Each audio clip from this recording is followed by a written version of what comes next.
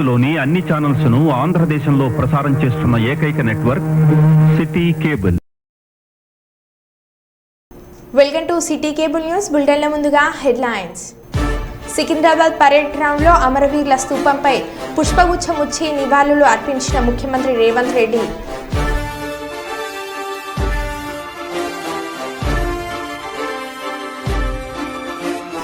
కుప్పం కొత్తపేటలో ఘనంగా స్వాతంత్ర దినోత్సవ సంబరాలు జరుపుకున్న టీడీపీ నాయకులు.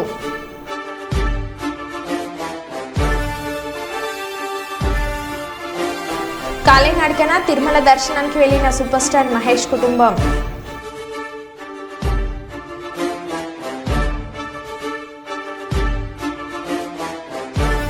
బిజ్పూల్ పోలీసింగ్ లో భాగంగా క్షేత్రస్థాయిలో స్వయంగా పర్యటించిన రాచకొండ కమిషనర్.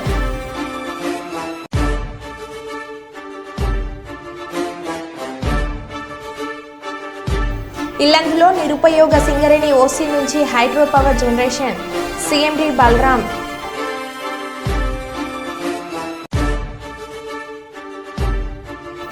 మంచిర్యాల డ్యాం ప్రాజెక్టును సందర్శించిన ఐఏఎస్ల బృందం.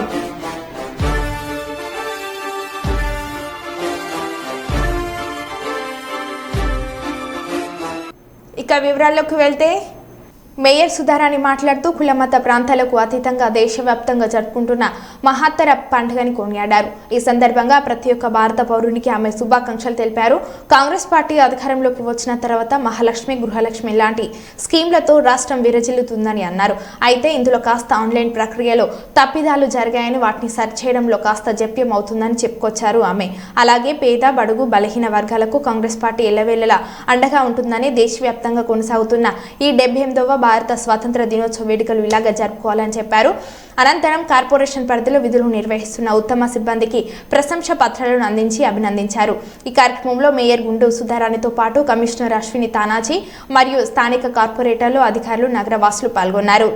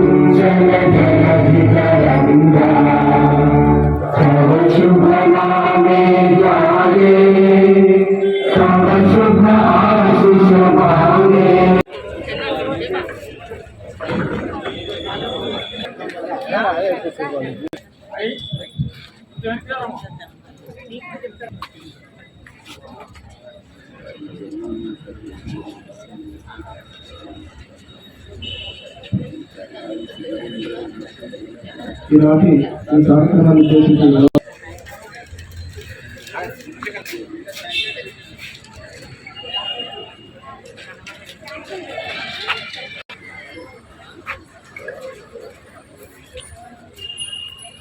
గౌరవ కమిషనర్ గారిని ఈనాటి కార్యక్రమాలు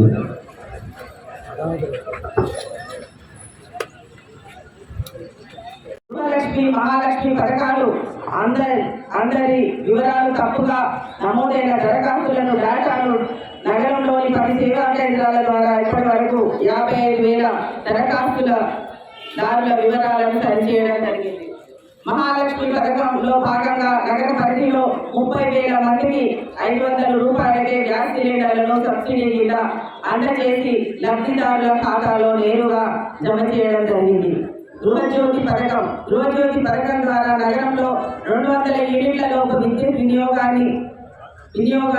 వినియోగించుకున్న 25,000 మంది ఉచితంగా 0 బిల్లులు అందించడం జరిగింది. ఇందిరా మహిళా శక్తి.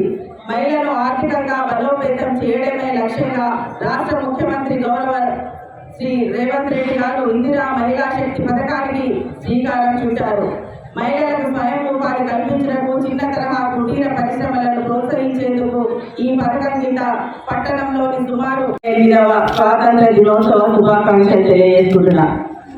దేశమంతా జాతి కుల మత ప్రాంతాలకు అతీతంగా ఆనందోత్సాహాలతో జరుపుకునే జాతీయ పర్వదినం ఇది.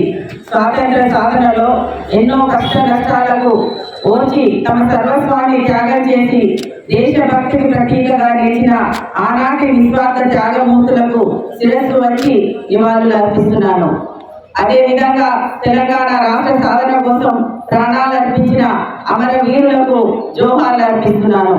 నూతనంగా ఏర్పడిన రాష్ట్ర ప్రభుత్వానికి ప్రజా పాలనలో పారదర్శకత ఉట్టిపడేలా సమాజంలోని అన్ని వర్గాలకు సామాజిక న్యాయం, సమాన అవకాశాలు దక్కాలన్నదే ఈ ప్రభుత్వ లక్ష్యం. ప్రజలకు ఇచ్చిన హామీలను నెరవేర్చే కార్యాచరణలో ఉన్నాం. తెలంగాణ అభివృద్ధిలో ప్రపంచంతో పోటీ పడేలా మన ప్రియతమ గౌరవ ముఖ్యమంత్రి శ్రీ రేవంత్ రెడ్డి గారి నాయకత్వంలో ప్రజాప్రభుత్వం పట్టుదలతో కృషి చేస్తున్నది. ఈ సందర్భంగా వరంగల్ మహానగర పాలక సంస్థ ద్వారా అమలు చేస్తున్న అభివృద్ధి సంక్షేమ కార్యక్రమాలను మీ ముందుంచడం నా కర్తవ్యంగా భావిస్తున్నాను. వరంగల్ నగరాన్ని హైదరాబాద్ తో సమానంగా అభివృద్ధి పరచుటకు గౌరవ రాష్ట్ర ముఖ్యమంత్రి శ్రీ రేవంత్ రెడ్డి గారి కృతనిశ్చయంతో ఉన్నారు. గత జూన్ 29న వరంగల్ నగరంలో నగరాభివృద్ధిని నిర్వహించిన సమీక్షా ఎర్రకోటపై వరుసగా 11వసారి జాతీయ జెండా ఎగురవేసిన ప్రధాని నరేంద్ర మోడీ.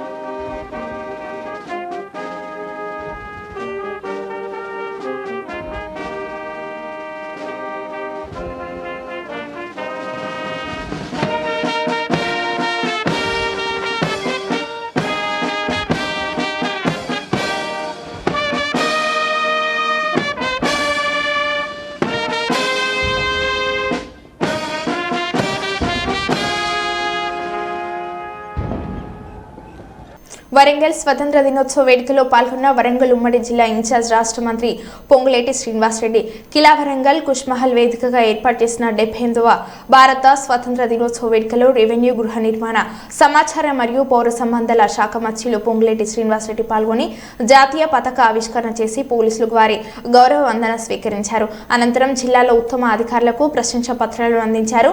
78వ స్వతంత్ర వేడుకలకు వేదికైన కిలా వరంగల్ కోటకు ఆహ్వానితులైన నగర ప్రజలకు, ప్రజాప్రతినిధులకు, అధికారులకు, పాత్రికేయులకు స్వతంత్ర దినోత్సవ శుభాకాంక్షలు తెలిపారు. ఈ కార్యక్రమంలో వరంగల్ కూడా చైర్మన్ నినగాల వెంకట్రామరెడ్డి మరియు ఇతర ఎమ్మెల్యేలు పాల్గొన్నారు.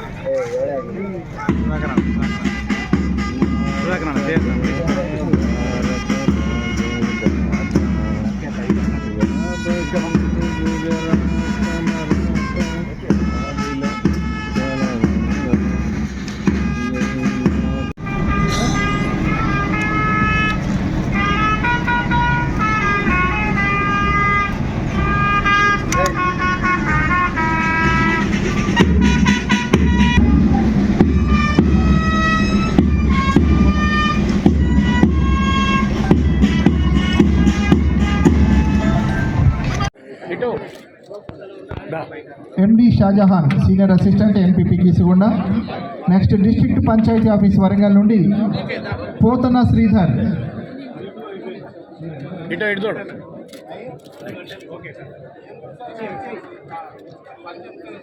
డిపిఓ వరంగల్ నుండి పోతన శ్రీధర్, ఎం కొమరయ్య నుండి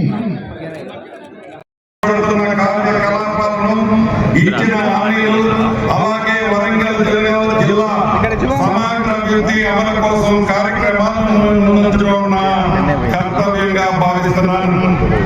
ఎన్నో ఆర్థిక ఒడిదుడుకులు ఎదురైనా కూడా ఆడబిడ్డలకు ఇచ్చిన మాటలు అధికారంలోకి వచ్చిన 48 గంటల్లో నిలబెట్టుకున్న చరిత్ర ఈ ఎన్నికల ప్రభుత్వానికి.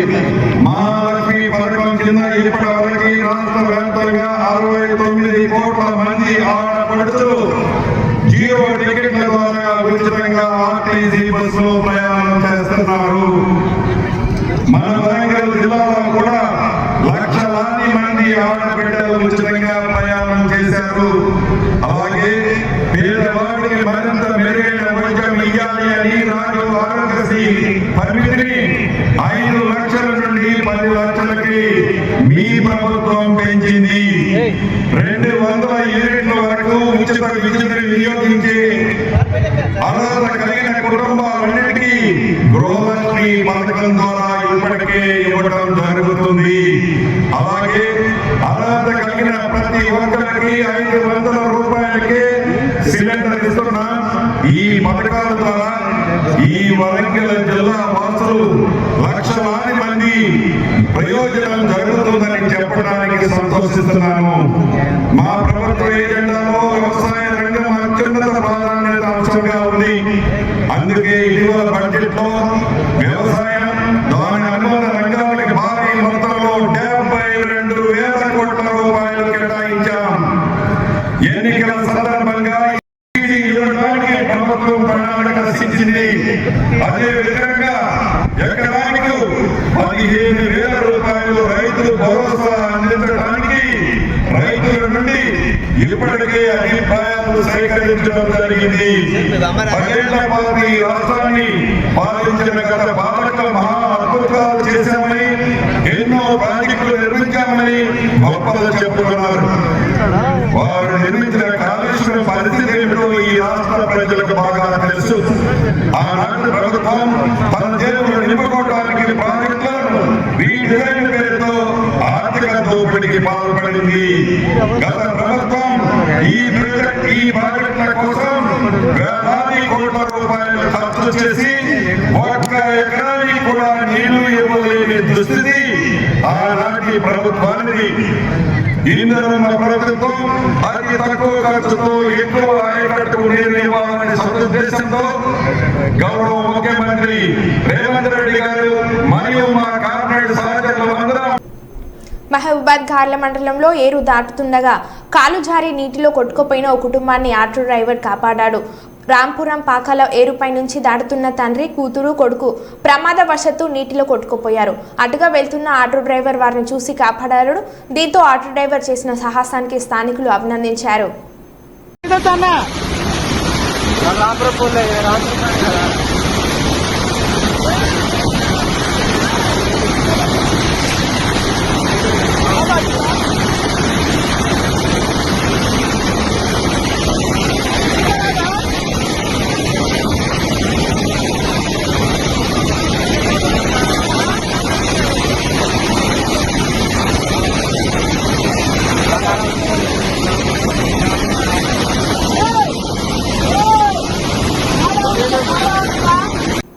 బంగ్లాదేశ్లో ఉన్న హిందువులను కేంద్ర ప్రభుత్వం కాపాడాలని హిందూ పరిరక్షణ సమితి నేతలు అన్నారు. వాళ్ళందరినీ రక్షణ బాధ్యతలను కేంద్ర ప్రభుత్వం తీసుకోవాలని ఈ సందర్భంగా కేంద్ర ప్రభుత్వం ఈ నేతల విజ్ఞప్తి చేశారు. కే సముద్రం హిందూ పరిరక్షణ సమితి ఆధ్వర్యంలో కేంద్ర ప్రభుత్వాన్ని విజ్ఞప్తి చేశారు. ఈ కార్యక్రమంలో బీజేపీ నాయకుడు లక్ష్మీనారాయణ, శ్రీనివాస్, మధు, ఉపేందర్ పాల్గొన్నారు.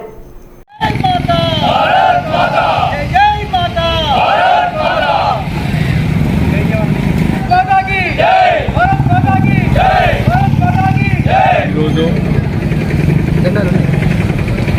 బంగ్లాదేశ్లో హిందువుల మీద జరుగుతున్న దౌర్జన్యాలకు, హిందూ దేవాలయ విధ్వంసానికి నిరసనగా ఈరోజు కేసముద్రం మండలంలో వాళ్లకు సంఘీభావం తెలపడం కోసం మొత్తం కేసముద్రం మండలాన్ని బంద్ నిర్వహించడం జరిగింది. దాంట్లో భాగంగా విశ్వ హిందూ ధర్మ పరిషత్ ప్రచార సమితి వాళ్ళ పిలుపు మేరకు అన్ని హిందూ మతస్థులు అందరం కలిసి ఏక కంఠంతో ఈరోజు బంద్ పెట్టడం జరిగింది.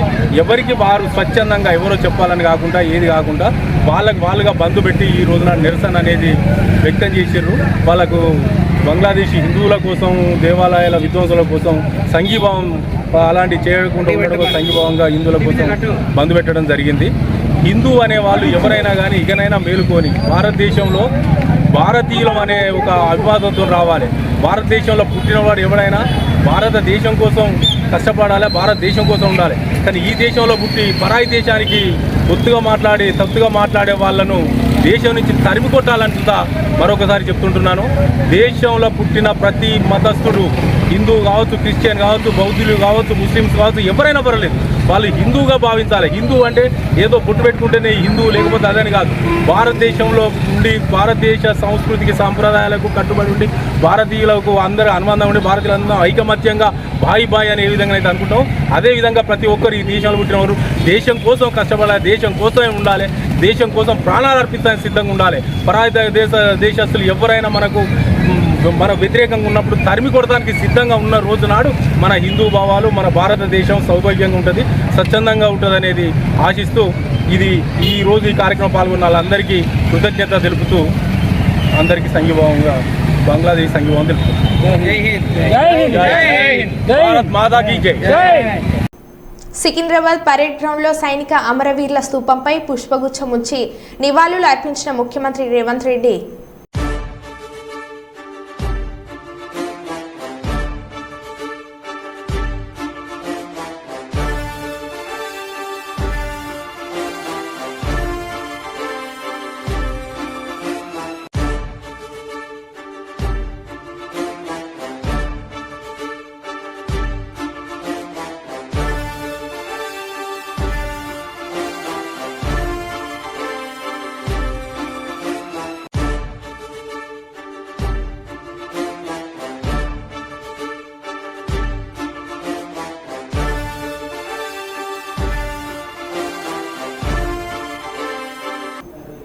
విజయవాడ ఇందిరాగాంధీ స్టేడియంలో స్వతంత్ర దినోత్సవ వేడుకలో పాల్గొన్న ముఖ్యమంత్రి చంద్రబాబు నాయుడు.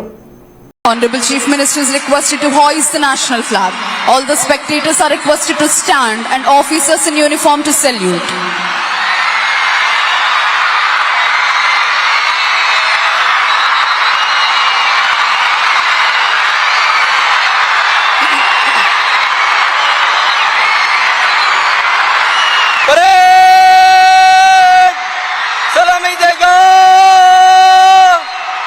राष्ट्र सलाम सलामे शस्त्र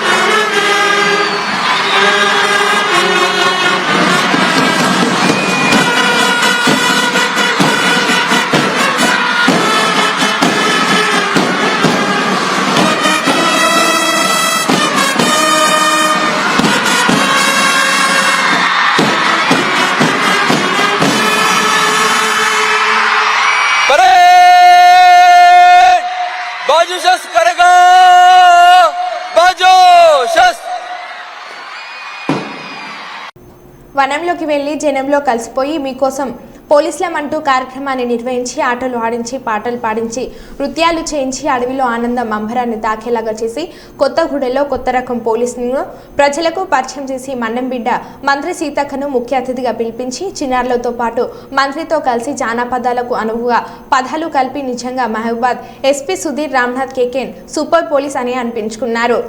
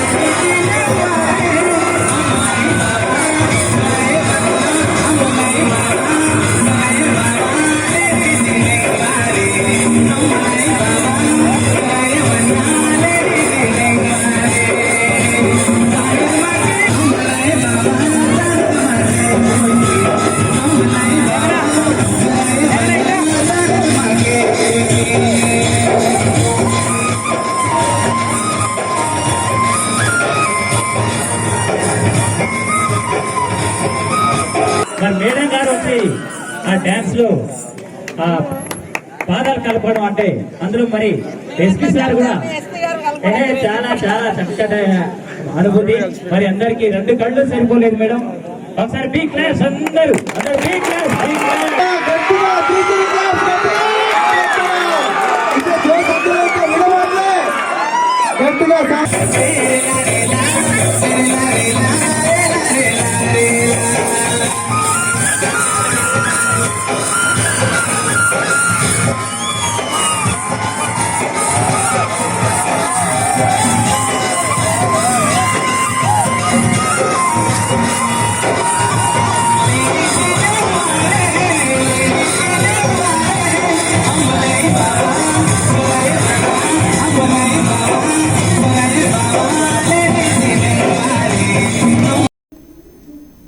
హైదరాబాద్ బొగ్గులకుంటలోని దేవాదాయ శాఖ కేంద్ర కార్యాలయంలోని బంగారు మైసమ్మ దేవాలయంలో ఈ నెల 20న నిర్వహించనున్న బోనాల ఉత్సవాలకు హాజరు కావాలని కోరుతూ దేవాదాయ శాఖ ఉన్నతాధికారులు సిబ్బంది మంత్రి సురేఖని ఆహ్వానించారు.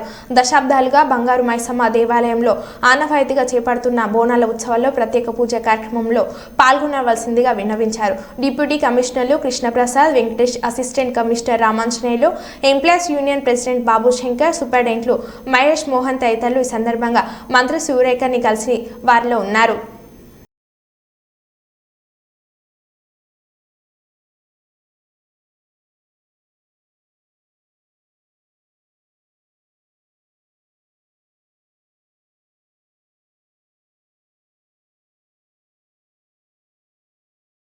వరంగల్ జిల్లా దుగ్గొండి మండలం తిమ్మంపేట గ్రామంలో అంగరంగ వైభవంగా పోచమ్మ బోనాలు జరుపుకోవడం జరిగింది.